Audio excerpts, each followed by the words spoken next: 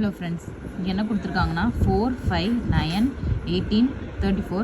So இதுக்கப்புறம் என்ன வரும் அப்படின்னு கேட்டிருக்காங்க. 4 ஆப்ஷன் கொடுத்துருக்காங்க. ஃபஸ்ட்டு இதை பார்ப்போம். 4, 5, 9, 18, 34. ஓகேவா? ஃபஸ்ட்டு இது ரெண்டுத்துக்கும் ஃபஸ்ட்டு டிஃப்ரென்ஸ் பார்ப்போம். இது ரெண்டுத்துக்கும் டிஃப்ரென்ஸ் என்னென்னா 5 - 4 1. நெக்ஸ்ட்டு 9 - 5 4. 18 - 9 9. 34 - 18 16. ஸோ இதுதான் வந்து டிஃப்ரென்ஸ்.